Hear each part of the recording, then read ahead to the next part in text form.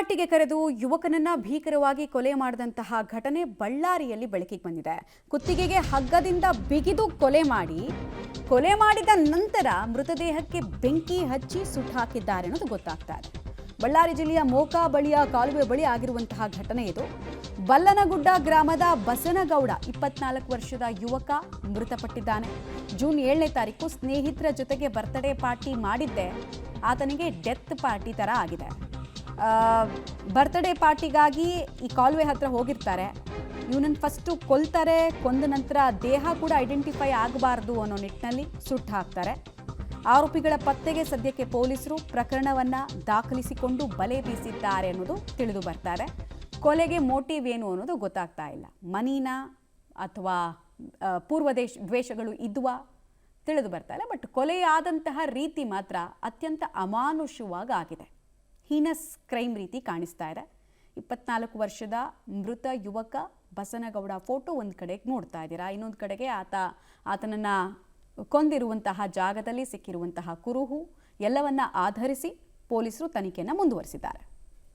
Details ಕೊಡ್ತಾರೆ ಅಮರೇಶ್ ನೇರ ಸಂಪರ್ಕದಲ್ಲಿ. ಅಮರೇಶ್, ಕೊಲೆಗೆ ಕಾರಣ ಏನು ಅನ್ನೋದು ತಿಳಿದು ಬಂದಿದೆಯಾ? ಮತ್ತು ಯಾರಾದರೂ ಇಲ್ಲಿ ತನಕ ಸಿಕ್ಕಾಕೊಂಡಿದ್ದಾರೆ ಆರೋಪಿಗಳು? ಏನು ಕ್ಲೂ ಸಿಕ್ಕಿದೆ? ಅವ್ರ ಪತ್ತೆಗಾಗಿ ಕಾರ್ಯಾಚರಣೆ ಹೇಗೆ ನಡೀತಾ ಇದೆ?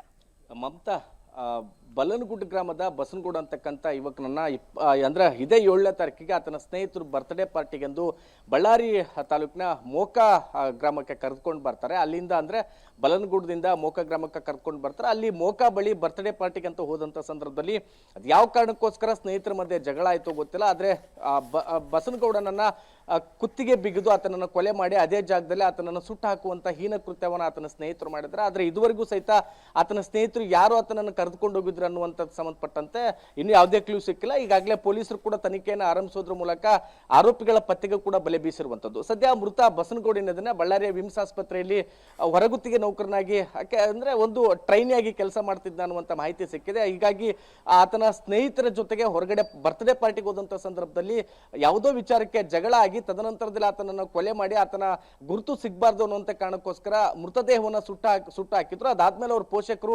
ಮಾರನೇ ದಿನ ಮನೆಗೆ ಬರದೇ ಇರತಕ್ಕಂಥ ಸಂದರ್ಭದಲ್ಲಿ ಹುಡುಕಾಟವನ್ನು ನಡೆಸಿದ್ರು. ಅವಾಗ ಪತ್ತೆ ಆಗದೆ ಇರತಕ್ಕಂಥ ಸಂದರ್ಭದಲ್ಲಿ ಆರಂಭದಲ್ಲಿ ಆತನ ಬೈಕ್ ಸಿಗುತ್ತೆ. ಆ ಬೈಕ್ನ ಜಾಲವನ್ನು ಅಂದ್ರೆ ಜಾಡನ್ನು ಹಿಡಿದುಕೊಂಡು ಹೋದಂಥ ಸಂದರ್ಭದಲ್ಲಿ ಆತನ ಮೃತದೇಹ ಸಿಕ್ಕಿರುವಂಥದ್ದು. ಸದ್ಯಕ್ಕೆ ಇದೀಗ ಬಳ್ಳಾರಿ ವಿಮ್ಸ್ ಆಸ್ಪತ್ರೆಯಲ್ಲಿ ಮರಣೋತ್ತರ ಪರೀಕ್ಷೆ ಕೂಡ ಈಗಾಗಲೇ ಮುಕ್ತಾಯಗೊಂಡಿರುವಂಥದ್ದು. ಹೀಗಾಗಿ ಪೊಲೀಸರು ಕೂಡ ಯಾರು ಆತನನ್ನು ಕರೆದುಕೊಂಡು ಹೋಗಿದ್ರು, ಕೊಲೆ ಮಾಡಿರ್ತಕ್ಕಂಥ ಯಾರು ಅನ್ನುವಂಥದ್ದನ್ನ ಅಂದ್ರೆ ಆ ಒಂದು ಜಾಲವನ್ನು ಭೇದಿಸಲಿಕ್ಕೋಸ್ಕರ ಇದೀಗ ಪೊಲೀಸರು ಕೂಡ ಮುಂದಾಗಿದ್ದಾರೆ. ಮಮತಾ, ಧನ್ಯವಾದ ತಮ್ಮ ಮಾಹಿತಿಗಾಗಿ.